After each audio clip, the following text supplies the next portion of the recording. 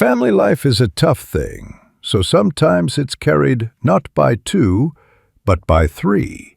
However, sometimes some couples form not a love triangle, but a different geometric figure. A few days before Christmas, Lenka Latanina called me and asked, "Shall we celebrate the holiday together?" "Agreed," I answered. "Only I'll come alone. Zyka and Arkady have gone off on vacation. Degtyarev was given time off too, and Marusha is planning to have fun with her friends." "Very bad," Lena said, genuinely upset. I decided she was worried about my mood and optimistically said, "No problem. On the contrary, I feel happy. I'll spend Christmas in silence and peace. I'm not going to weep from longing. I rarely manage to be alone with myself." "I'm concerned about the number of guests," Latanina immediately declared. "If you, madam, show up alone, there will be 13 of us at the table. Find yourself a partner. Enough of traipsing around to visits on your own." Taking offense at Lena is the last thing to do. As a rule, when she blurts out something silly, she doesn't want to offend anyone. She just blurts a phrase and doesn't think what impression it will make on others. "All right," I nodded. "If I don't suit you, so to speak, solo, then I'll appear as part of a duet." Curiosity immediately appeared in Latanina's voice. "And who is he?" "Quite nice," I answered evasively. "Rich?" Lenka wouldn't calm down. "With your money, you need to be careful. If a guy is penniless, he probably wants to set himself up nicely at the expense of a well-off lady." "The person I'm talking about lives in his own house on the Novo Riga highway," I answered seriously. "What kind of car does the guy have?" Latanina got even more excited. "There are several, but the Jeep is his favorite," I reported. "Does the man drink?" "Only water." "Does he smoke?" "He doesn't even come near tobacco," I smirked. "Any children?" "Two, but they've been living in Paris for a long time." "And a wife?" "He never formalized a relationship. The love affair lasted only 3 days," I explained. "So he has a disgusting mommy," Lenka said with malice. "Lomonosov came up with a law. If you're lucky in one thing, then in another there'll definitely be a mess."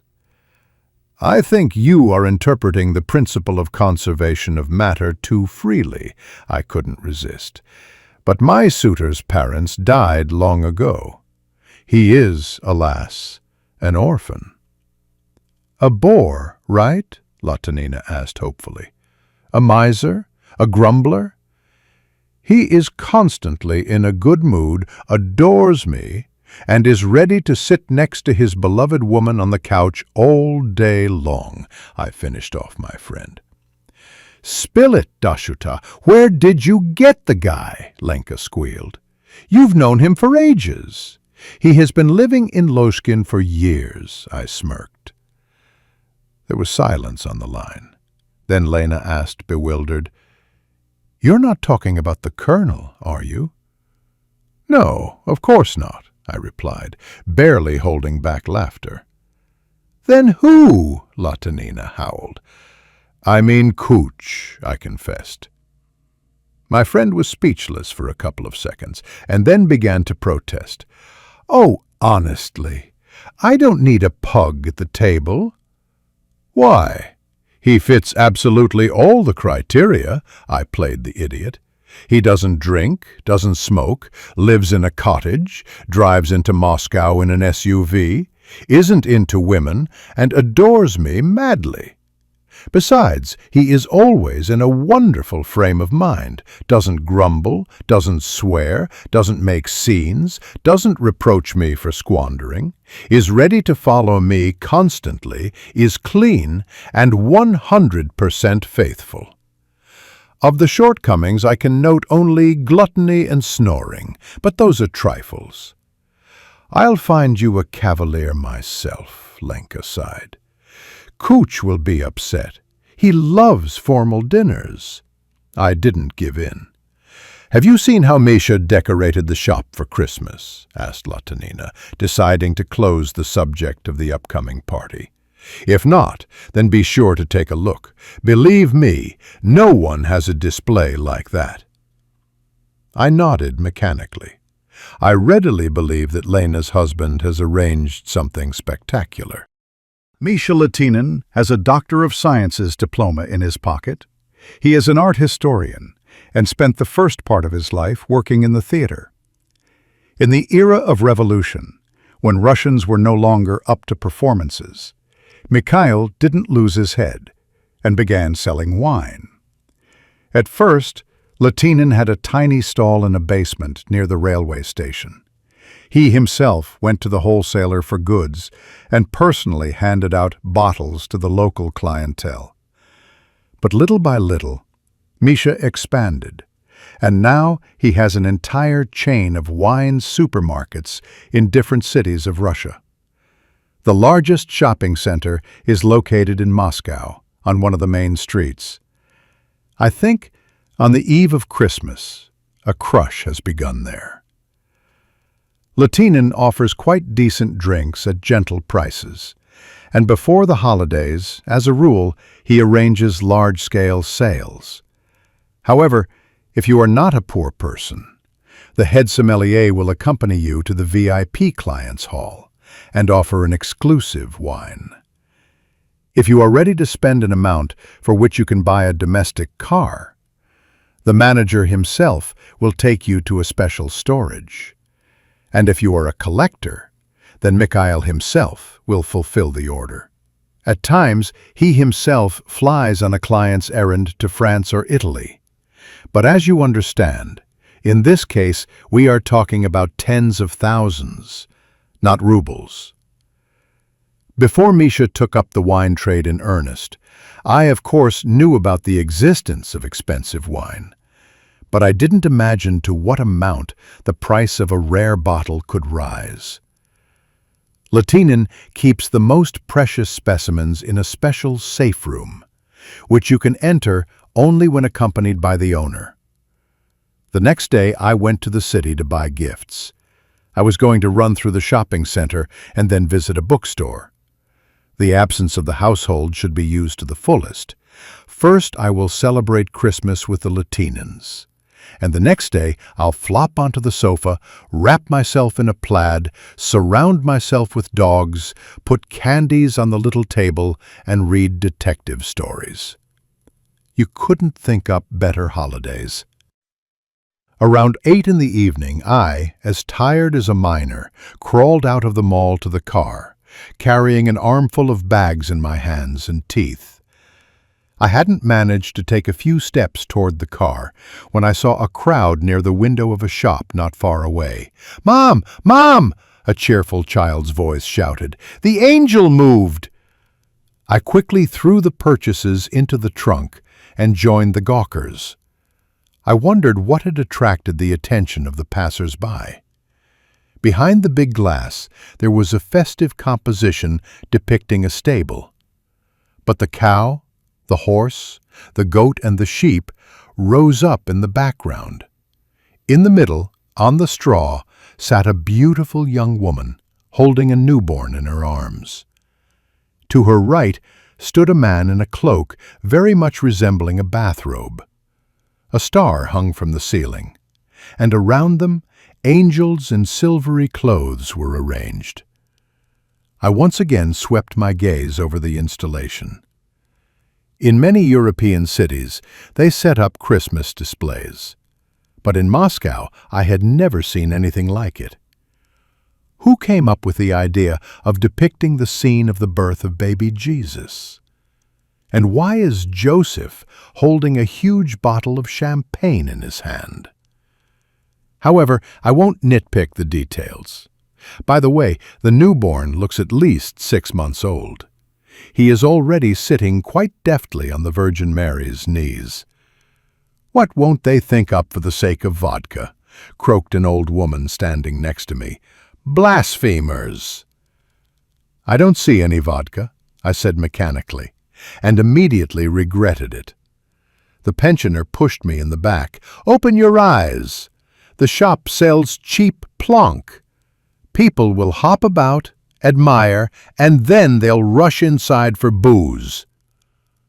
Only then did I realize that I was standing by Latinan's main retail outlet. This was the showcase decoration Lena had admired. "Fie on you!" The little old woman got really angry and left. Her place was taken by a boy of about 7, who immediately shouted, "Mom, come on! Mom, look! The angel is alive! It moved just now!" The figures of the heavenly beings really were executed with great skill. From afar, they looked like frozen people. "That lady over there," the child went on, pointing at the figure at the edge, "Seraphima, she—" At that very second, the window was covered by curtains. "Let's go, the performance is over," said the woman tiredly, holding the child by the hand. "It'll open again," the kid insisted. "It's already closed like that more than once. Mom, and that angel is breathing." "Angels have no sex," the mother objected. "They are neither men nor women." The draperies parted to the sides. "Super!" yelled the boy. "It's a lady! Look, she's got her nails painted!" I automatically looked at the figure at the edge. Indeed, on the thin fingers you could see pink enamel. Children are amazingly observant. I would have missed this detail, and the little angel really does resemble a living being. Near the wrist, a dirty spot darkens. It could easily be taken for a bruise. And the luxurious long platinum hair, obviously natural.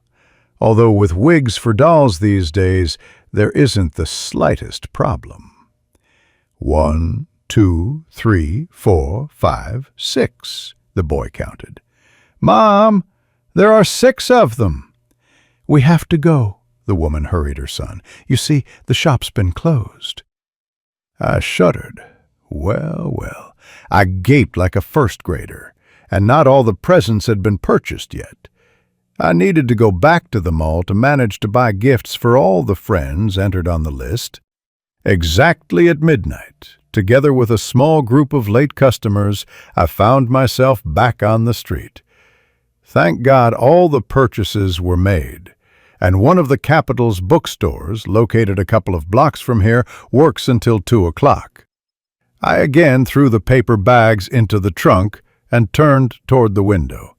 The curious passers-by had dispersed, but the bulbs behind the glass continued to shine, illuminating the Virgin Mary, the newborn Jesus, Joseph, the animals, and 5 angels.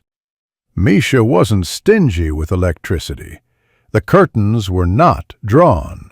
The composition was supposed to delight the few passers-by at this hour. I sat behind the wheel and suddenly shuddered. 5 angels? I remember perfectly that at the moment the shop closed, there were 6. It's funny to admit it, but I climbed out of my subcompact and recounted the heavenly creatures. 5?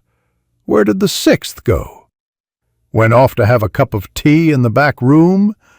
No doubt it's cold in the window. The mannequin got chilled and went off to warm up in the sales area. And who ran off? I began to examine the cherubs carefully and came to an incredible conclusion. The very character with the pink nails had run away from the showcase. For some reason, I began to feel anxious. I got into my car, pulled out the phone, and dialed Lena's number. "Why aren't you asleep?" Latinina shouted, drowning out the noise. "Sorry for the late call," I said, "but it looks like you're awake too." "We're sitting with Mishka in a restaurant," Lena announced. "We're waiting for the lobster. Greetings to you from him." "From the lobster?" I clarified.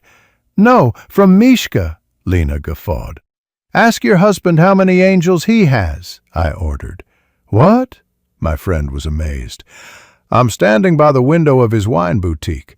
I'm stunned by the scene of Jesus' birth. How many cherubs are there?" 5, said Lena after a short pause.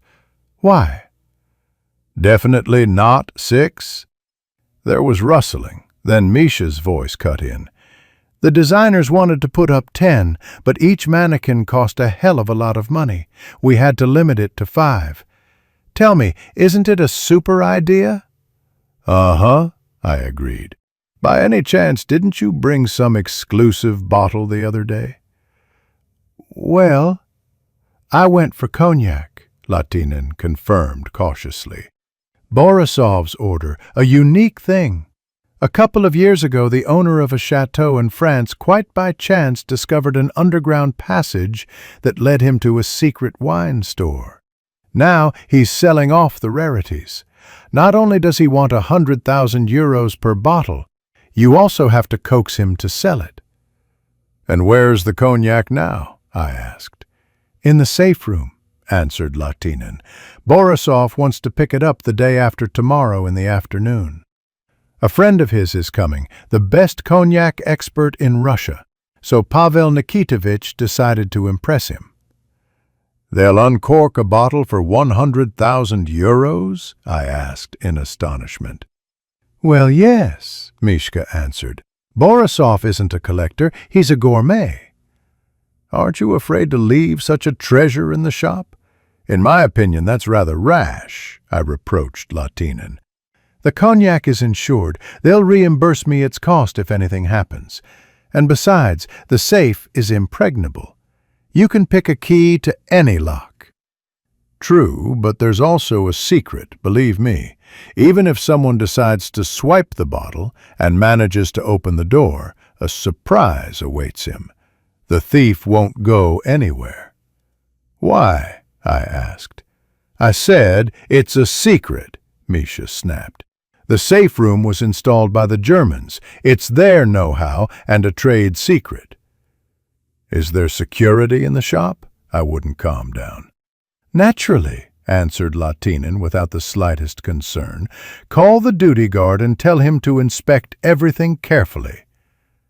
What for? Misha was astonished. I think there's a thief inside, I explained. That's impossible, the friend grumbled. Is it hard for you to dial the number? I wouldn't calm down. No, of course not, the wine merchant gave in. I'll call. And then ring me, I asked. Oh, you women, Misha drawled. What won't occur to you? Wait. I leaned on the steering wheel and began to study the composition. In many European cities, in places crowded with tourists, there are living statues. As a rule, these are students who need to earn money. A young man or woman covers their body entirely with makeup and freezes in one place. They change pose rarely, and some naive tourists are scared to the point of trembling when David or Athena suddenly turns. I've met such statues on the streets of Paris, Rome, Florence, Athens. But in Moscow, there are no such entertainments. I spent about 10 minutes in empty reflections. Then a call came from Latinen. I'm driving to the shop, he said briefly and hung up. I turned up the radio and stared at the window. 100,000 euros. Not a bad haul for a thief. Some girl devised an original plan, pretended to be an angel, and stayed in the shop after closing. I hope the clever German device detained the enterprising person, and Misha won't suffer big losses. Although the cognac is insured, Latinen won't lose money, but he might lose the client. Yet if the bottle is safe, everything will be fine. Suddenly someone knocked sharply on the glass. I started, saw Lena, and quickly got out of the car. I hope there really is a criminal sitting in there, my friend said angrily, forgetting to say hello. For the first time in half a year, we managed to get out to a joint together. Having spoken her mind, Lena turned sharply and ran to the shop. I followed her, and we both arrived just at the moment when Latinen flung the door open. Damn, he said. What? we asked in unison with Lena. The alarm is off, Misha answered. The light isn't on. And the guard is gone. I called and called here, but no one answered. Oh, Lena got scared. Don't go any further. And what is that lying by the window? Looks like a dead bird. Latinen took a few steps, bent down, picked up the crumpled feathers, and with enormous surprise exclaimed, Wings! On elastic bands! I'll go see what's going on in the sales area. Hey, stop! Lena squeaked. What if there's a bandit in there? Nonsense, Misha waved it off. It's better to call the police. I also tried to appeal to his prudence. I'll sort it out myself, Latinen declared resolutely. If a thief really did get in here, then he's lying in the safe room. Why? Lena blinked. Her husband frowned. There's nothing to swipe here. There's good wine. I vouch for the quality of the product, but the drinks are the most ordinary. There are lots like them in supermarkets. The exclusive stuff is kept in the safe. Why, when talking about the thief, did you use the verb is lying? I was surprised. The wine merchant grinned with satisfaction. All right, I'll reveal the secret. If an uninvited guest enters the storage, an invisible device invented by the Germans fires at him. Wow! I jumped up. That's exceeding the limits of necessary self-defense. Didn't it occur to you to put a wolf trap on the threshold? You could also set off a nuclear explosion. Then for sure the enemy would die.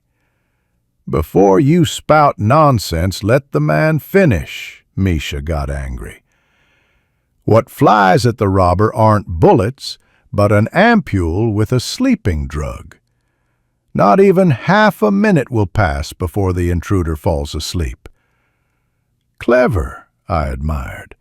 But still it's better to call the police. I don't much like the situation. The alarm is off. The guard has evaporated.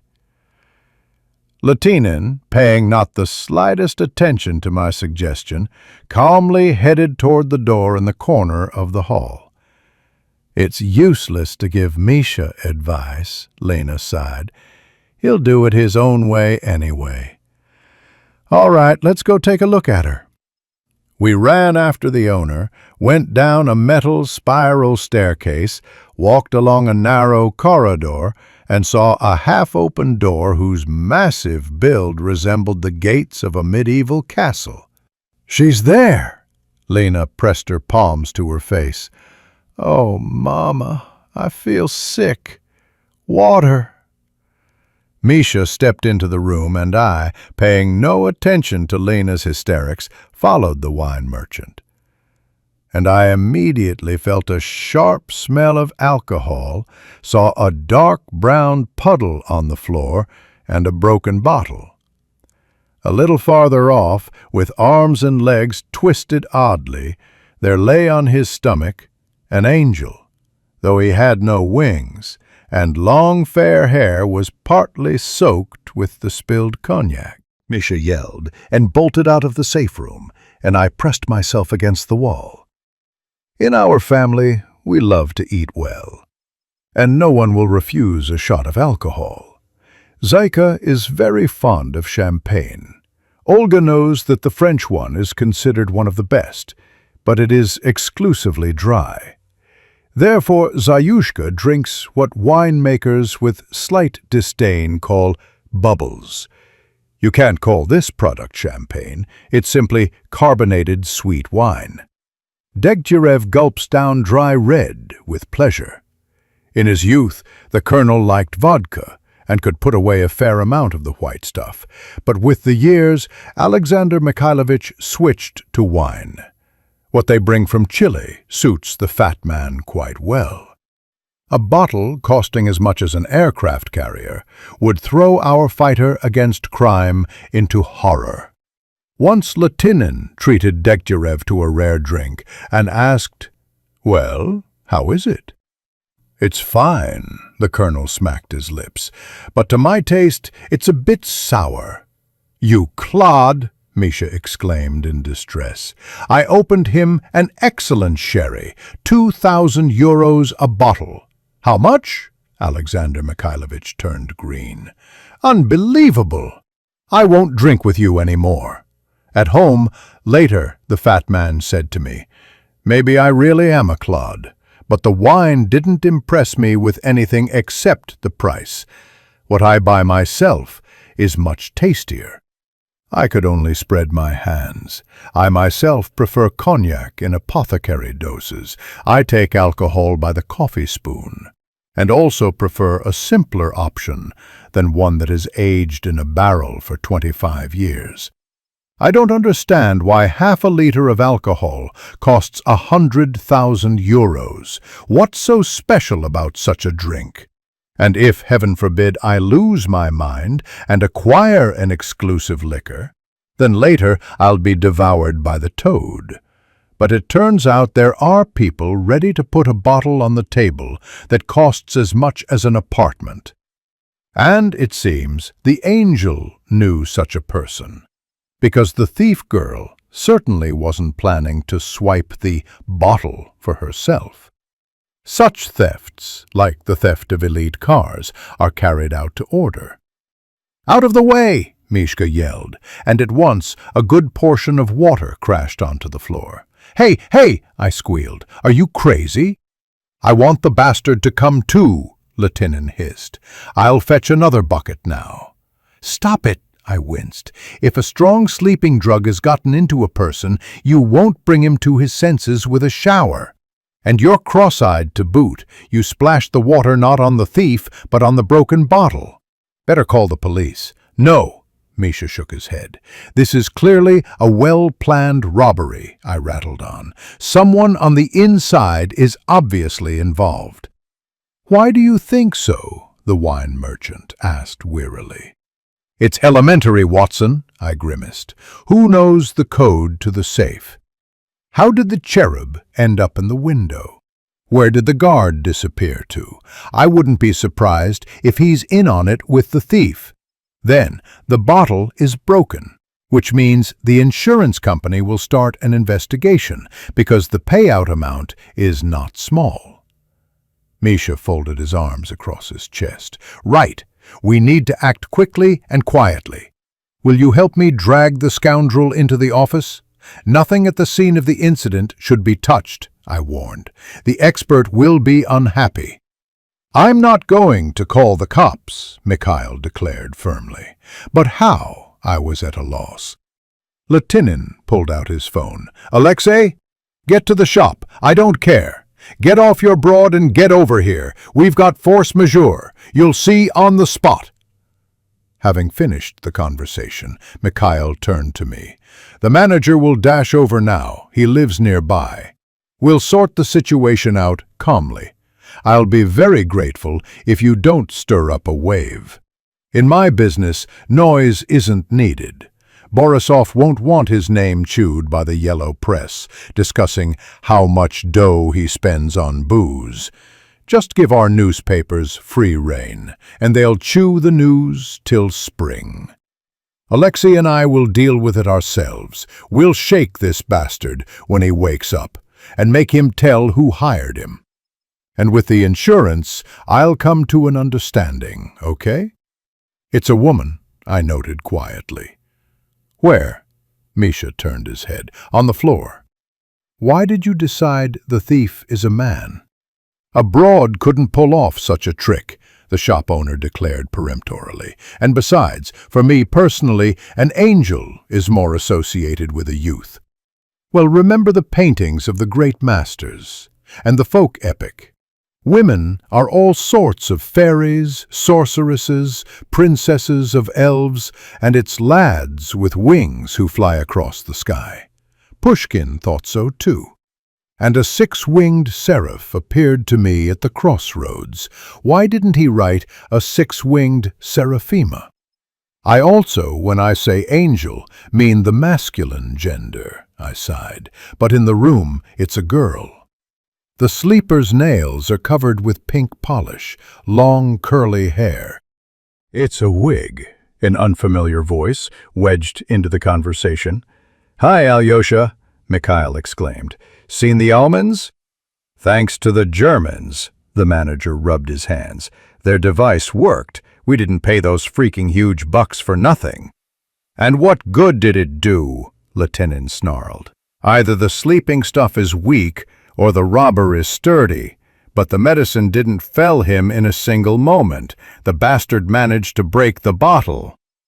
I shifted my gaze to the puddle of cognac, which, after a bucket of water had been poured into it, had turned into a sea, and automatically counted the pieces into which the bottle had fallen apart. "Borisov will get angry," Alexei said sadly. We've lost a client. Maybe give him number 12? Lieutenant jabbed a finger at the wall. "Present it as an apology." "Too pricey," the manager disagreed with the boss. "A gorgeous bottle. If he starts to kick up, it'll cost us more." Mikhail drew his brows together. "He'll be yelling around every corner, 'Don't deal with Lieutenant's wine house, they cheated me.'" "Anyone can be robbed," Alexei reasonably objected. "Even worse," the businessman flushed. "It turns out we're not capable of keeping the goods safe. No, Borisov must be told. The French wanted to cheat us. They sent the wrong bottle. But Lieutenant's experts were on the alert and didn't allow the deception. Pardon us, excuse us, we kiss you all over. Accept a present, don't be angry. We'll repeat your order. The cognac will be here in a couple of weeks." "As you command," Alexei nodded. "Exactly. It will be as I order." Misha lost his patience. "And now, 1, 2, take this one by the hands. I'll take the legs. Well?" "Damn!" Alexei cried out and straightened up. "What now?" The owner finally got angry. "You don't like his appearance? Or the guy didn't freshen his breath with gum?" "It's a woman," the manager said, with a strange expression on his face. "Come on." Lieutenant was amazed and glanced at me. "Let me take a look." Alexei quickly stretched his hands forward. "Don't!" "Why?" Mikhail smirked. "Is she that ugly? A fright? Are you afraid I'll get scared and run away? Was it Baba Yaga who robbed us?" "You shouldn't look at her," the manager said, paling and raising his voice. "Wait." Lieutenant suddenly became confused. "It's a broad on the floor?" I was surprised at Misha's belated reaction. Alexei nodded. "Yes." "Not a man?" the owner asked for some reason. "I thought he dressed up as an angel." "It's a girl," the manager said. "And how did she get in here?" the wine merchant fumed. "What the hell is going on? Move!" "Why?" Lesha asked. "I want to look at her mug." "She's dead," Alexei barked. "There's a corpse here." A chill ran down my back. I suddenly felt how cold it was in the safe room. "Are you sure?" Mikhail asked, without much excitement. 10 years working in the district police department taught me to tell a dead body from a living one, the manager answered with a crooked grimace. Apparently, the sleeping drug turned out to be too strong. "There won't be any claims against us," Mikhail shrugged.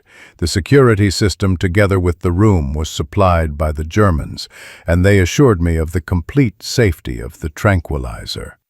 And, as the instructions require, we changed the ampoule once every 6 months.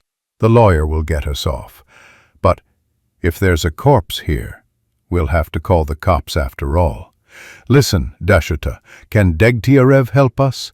Like, quietly, without noise, arrive and not knock at the yellow press newspaper?" I nodded. "Then call him," ordered Lieutenant. "Alexander Mikhailovich is on vacation," I reported. "Well," the businessman swore, "trouble has come. Get out the passports." "I can get through to his right hand, Kostya," I suggested. "He's a very responsible and honest person." "Go ahead," Mikhail rejoiced, "and I'll admire the beauty for now." "No," The manager again tried to stop him, but Latinin shoved the subordinate aside, bent down, grabbed a lock of fair hair, and tugged it toward himself. "Oh, Lord," Alexei breathed out. I was surprised. A couple of minutes ago, the manager had talked about his police experience. Why is he reacting to the situation so nervously? A person who has toiled for 10 years on the ground is not easy to impress. Any corpse, even in the most terrible condition, will not stun a seasoned operative.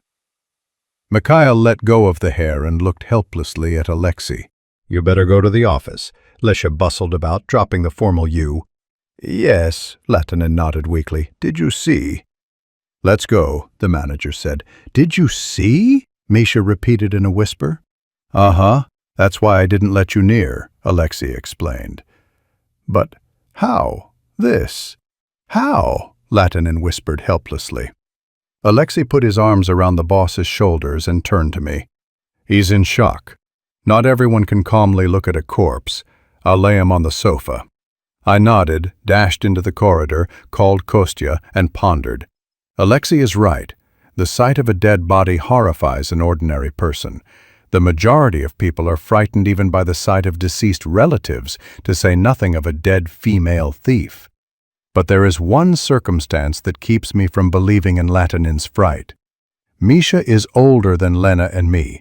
In his youth, he served in the army and ended up in Afghanistan. Latinin never talks about his military experience, but he has several combat decorations that aren't given to people shuffling papers in headquarters. Consequently, Misha has seen the dead, and I think the bodies on the battlefield look scarier than a woman who died of an overdose of sleeping pills. And why did Latinin react like that? He almost fainted. I reconstructed the chain of events in my mind and resolutely entered the master's office. Misha was lying on the sofa. Beside an uncorked bottle of cognac, Alexei was shuffling from foot to foot, wanting to use alcohol to bring the owner back into balance. "Tell the whole truth immediately," I ordered. The manager widened his eyes. "Dasha, about what?" "About the woman lying in the safe room. What's her name?" "How should I know?" Alexei answered too quickly. "Though we need to look for a passport, it's probably on the thief." "Ask Misha if you yourself have forgotten the name." I shook my head. "Though I think you remember it perfectly well. Stress doesn't pass without a trace." "Let me pour you a bit of cognac," the manager fussed. "It's not expensive, but a very good drink. In general, I wouldn't advise you to buy—" "I'll gladly listen to a lecture on alcoholic beverages at my leisure," I cut him off. "But for now, think carefully about my words." Mikhail was 100% sure that a man had entered the shop. He did, of course, express surprise at seeing the angel, but he didn't show any particular anxiety, and the smashed exclusive didn't upset him. "The goods are insured," Alexei inserted. "Right," I nodded. "Only there are two small details that badly spoil the impression of the pretty picture. The bottle. And what about it?" Lesha was surprised.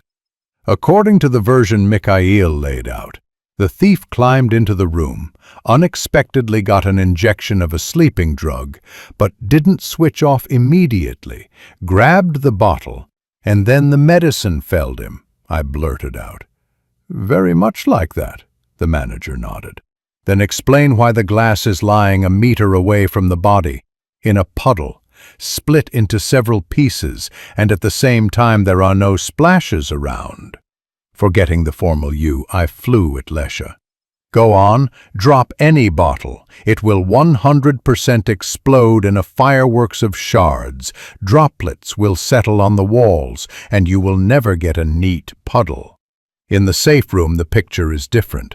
I think someone poured out the cognac, laid the bottle into it, and carefully tapped it. This is a poorly staged theft." "Nonsense," Alexei objected, with no confidence left. "Smart guy," I stamped my foot. "Have the courage to admit the obvious. And why did Misha splash water into the cognac? He told me a silly lie about wanting to wake the robber and missed. Just cross-eyed eye, friend of the Indians. Or did the owner of the wine boutique understand that the insurance company would take for analysis the alcohol spilled on the floor and decide to hinder the expert's work? Now that the alcohol is mixed with tap water, the quality of the cognac can't be determined. And lastly, Mikhail, who went through Afghanistan, quite calmly lifted the corpse's head by the hair. Our body remembers the experience of movements well. Many years have passed, and Latinin acted like a special forces soldier. That's how they usually handle slain enemies. But why did Mikhail feel faint?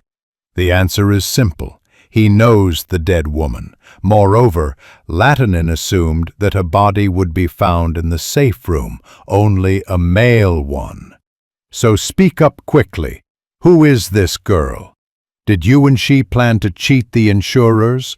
Was a penny drink splashing in the 100,000 euro bottle? Rubbish, Alexei began in a trembling voice. I've never heard anything more rubbish. Mikhail sat up and threw off the plaid. You won't get rid of her that easily, and I want to know what happened to Lisa. Are you crazy? Alexei flared up. Latinin looked at the door. Where's Lenka? I don't know. I was surprised. She probably got scared and bolted to the car. Though it's strange, usually she prefers to be at the epicenter of events. Wine trading is a dodgy business, Misha droned monotonously, especially in Russia, where the population traditionally prefers vodka. I made a couple of mistakes and found myself on the verge of ruin, and then I got lucky. I bought a wreck 100 kilometers from Moscow, started building a dacha there. I wanted to get farther away, into the backwoods. In short, I demolished the old building and discovered a carefully disguised cellar, and in it many old bottles. The alcohol was spoiled, but the labels had almost been preserved, and the containers were also in perfect condition. I see, I nodded.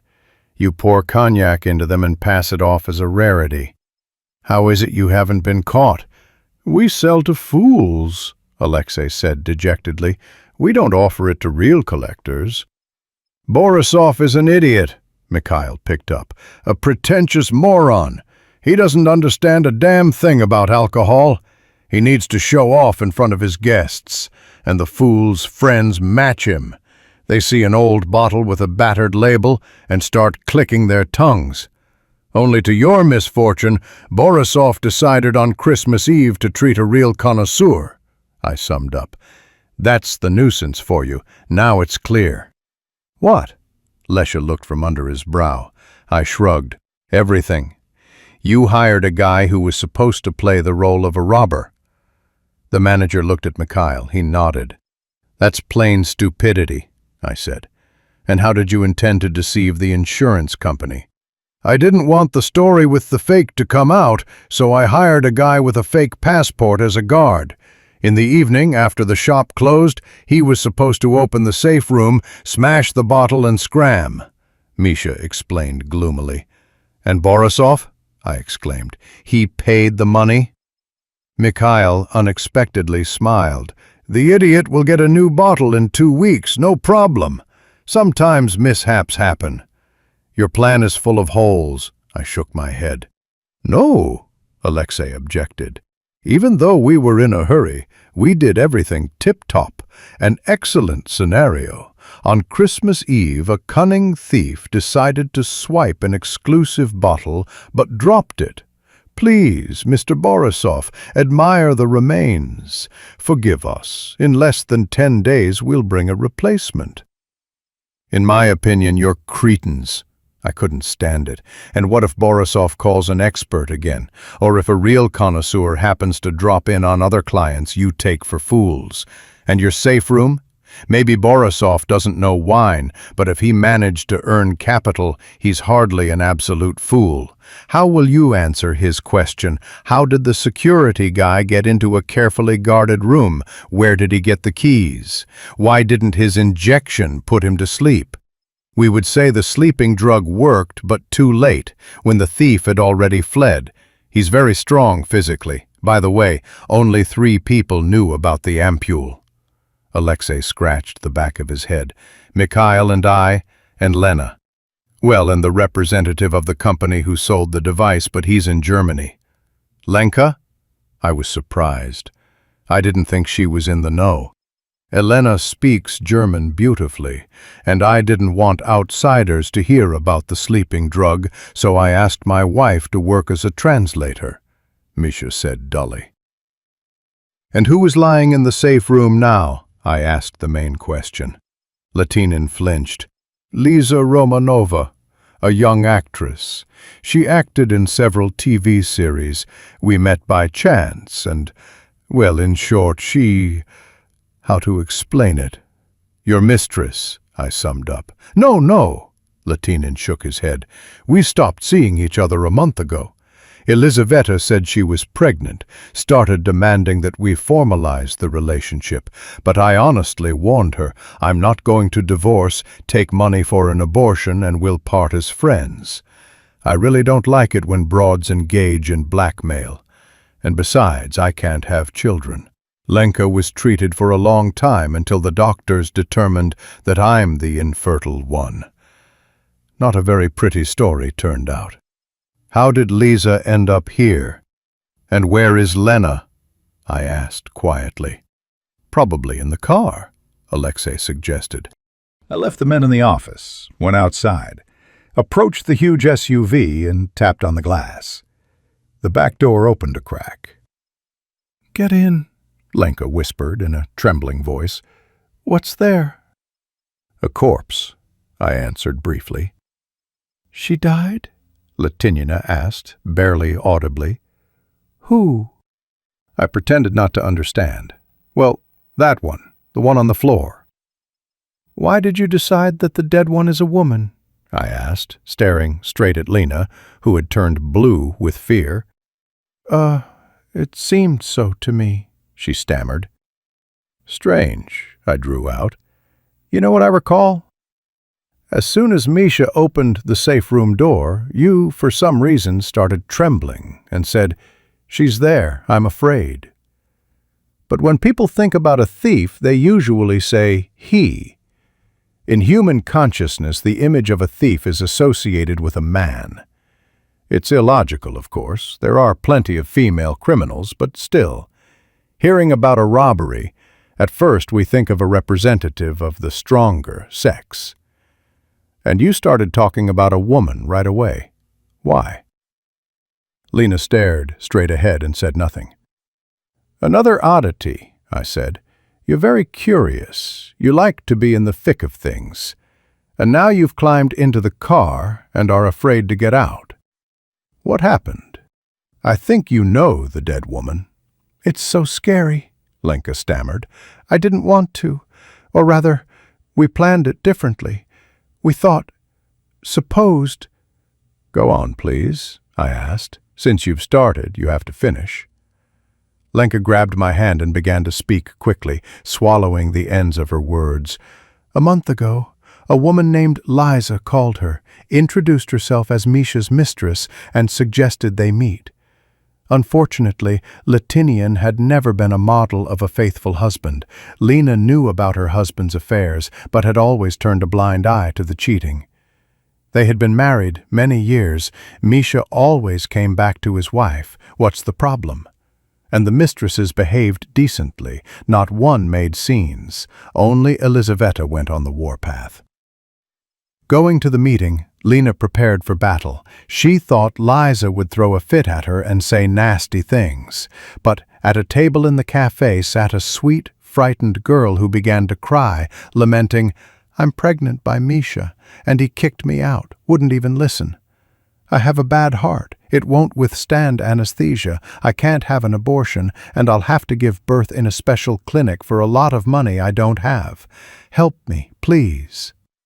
And Lena pitied the little fool, who by age could have been her daughter. True, Latinina exercised prudence, took Liza to a doctor, where, for a hefty fee, they took a test and confirmed, Mikhail is the father of the unborn baby. Lena had no money of her own. She couldn't withdraw a large sum from the bank account. She didn't want to tell Misha that he had managed, contrary to the diagnosis, to become a father. One thing remained: rob the shop. Elena knew that there was a godlessly expensive bottle in the safe room. She found a buyer on the internet for the exclusive drink and devised a plan. Around 7 o'clock, Latinina brought Liza to the shop, dressed as an angel. There's nowhere for an outsider to hide in the sales area. One option remained: turn Elizaveta into part of the window display decoration. Lena knew that you could easily get behind the big window right from the entrance. You just had to distract the guard standing by the door. Latinina entered the shop and was surprised to see the security guard. "Are you new? First day with us? I'm Latinian's wife. Do me a favor, go to Mikhail's office and bring my bag, black, patent leather, with a clasp in the form of a flower. I forgot it on the sofa." The guy rushed off to fulfill the boss's wife's request. Liza, carefully wrapped in a roomy cape, slipped into the wine boutique. A small corridor separates the sales floor from the entrance. One could climb into the window unnoticed. Customers quickly passed through the narrow part of the space, hurrying to the shelves with bottles. Elizaveta crumpled the cape, shoved it under the carpet in the dead-end part of the passage, quickly spread the folded wings, and darted toward the cardboard figures. She would have to stand not long, about half an hour. The glass was periodically covered with a curtain. The actress had the opportunity to move. After the shop closed, the security guard always went to the back room and watched TV. Lena told Elizaveta the security code, the cipher of the safe room lock. 5 minutes would have been enough for the actress to unfasten the hindering wings, retrieve the hidden cape, go down into the safe, take the bottle, and run. Liza practiced with the costume and achieved precision of movement. She shed the wings in the blink of an eye. No difficulties were foreseen. "But now she's dead," Lena moaned. "Who killed her?" "The injection of the sleeping drug," I answered. "Elizaveta had a bad heart, and the dose is calculated for a healthy person." "What injection?" Elena blinked. "I'm hearing about it for the first time." I felt sick. Then suddenly fatigue came. "I advise you to come up with a more truthful version," I said sadly. "You translated for the technician who installed the safe room, which means you knew the secret perfectly." Lenka began to blush. "Who told you that stupid thing about a translator?"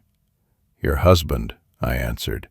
"He didn't suppose that you had conceived the murder of naive Liza. You handled everything deftly. The lawful wife decides to help the pregnant mistress. You were lucky. Elizaveta turned out to be, to put it mildly, stupid and agreed to your foolish plan. Although she is an actress, the story with dressing up probably appealed to the young fool. And you knew about the drug and understood that a powerful sleeping potion would kill your rival. Why did you send her to the next world? You had always taken Misha's side trips calmly." Latinina gripped the back of the front seat with her fingers. "I was treated for almost 20 years. I tried everything, but pregnancy never came. The doctor warned that there was a tiny chance, 1 out of 100, but it didn't fall to me. And that piece of trash slept around a couple of times and got herself a child. Where's the justice? Elizaveta was going to give birth, and then she would bring the baby to Misha. And what would be the fate of the lawful wife then? No way. He is my husband. I won't give him to anyone. No opening your mouth for someone else's peace. Liza started the war." The car door swung open. Misha appeared. "What are you doing here?" he barked. Lenka started and burst into tears. "Hysterics are the last thing I need," Latinin yelled. "There's plenty of crap without you. Shut up!" "I think you'd better talk in private," I sighed. "Only I'm afraid there's not much time for a frank conversation with sorting out the relationship." Kostya, Degtярev's deputy, whom I called at Misha's request, will soon roll up here and start asking questions. I want to give advice. A heartfelt confession and sincere repentance can shorten the term. "Are you nuts?" Latinin snapped. "And what should we repent of?" "Lena, of Lisa's murder, and you, of fraud," I explained. "By a strange coincidence, without consulting each other, you decided to pull off your little affairs on the same day. Lisa entered the safe room, got an injection, and died. The guard sitting by the TV didn't hear anything. It looks like at the appointed time he too went to the storage and found the corpse there. The security guy got scared but kept his self-possession. Therefore, as had been agreed, he quietly destroyed the fake cognac and took off. I think in the morning the robber will call Mikhail and demand not only the amount promised for the staging, but also a substantial sum as, so to speak, a reward for the force majeure circumstances." "Ersatz booze?" Lena jumped. "What agreement with the guard? What broken bottle? Who killed Lisa?" Misha recoiled to the side. "You need to continue the conversation together," I said. "Though, do you hear the siren?" "Lord," Lena wrung her hands. "I didn't want to, didn't think, didn't understand how awful it is. Dear God, make it so that nothing happened. I was wrong.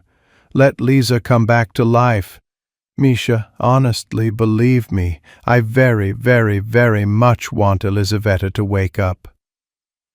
Her husband, mouth slightly open, looked at the sobbing Lena. I scrambled out of the SUV and shuffled on the snow, waiting for Degtярev's colleagues. On Christmas Eve, all wishes come true, but Lena shouldn't expect a miracle. Both husband and wife will have to answer for the deception and Lisa's death. Suddenly, melancholy overcame me. It seems I'll have to meet the holiday alone, even if the Latinins aren't detained now and later they hire an excellent lawyer who will manage to save them from the hands of justice. I won't want to drink champagne with them. It's a pity no one is at home. The windows of the mansion are dark now, though the dogs are left, which means I'll have my fun at Christmas together with Cooch, Bandy, Snap, Julie, and Cherry. In the end, dogs are better than some people. The next day, I decided to unwind a little and went to a cat show. But even beautiful pussies and adorable kittens didn't help to get rid of gloomy thoughts. In the blackest mood, around 8 in the evening, I came home, opened the door, hung up my jacket, entered the dining room, reached for the switch, and the light flashed on by itself. All the chandeliers, floor lamps, and table lamps lit up. For a second I squeezed my eyes shut, then opened one eye and gasped. On the snow-white tablecloth there is a platter with a roast goose. All the family are sitting at the table. Underfoot bustle the dogs, whose heads are adorned with colorful paper caps. "Surprise!" Zaika shouted. "I was so afraid you'd arrive earlier, and we wouldn't have time to prepare the holiday." Masha rattled away. "The main thing is, the goose was pulled out of the oven 5 minutes ago," the colonel chimed in. "Christmas should be celebrated all together," Arkady said. "It's a family holiday. Forgive the inappropriate pathos." "And you also need to make wishes," Zaika brightened up. "They will definitely come true, all of them." "Musia, sit down," Marusia bustled. I sank onto a chair. Indeed, miracles happen at Christmas. And as to wishes coming true, Zayushka is right. A small clarification. You should ask only for something good. All the bad things you intend will definitely come back to you like a boomerang.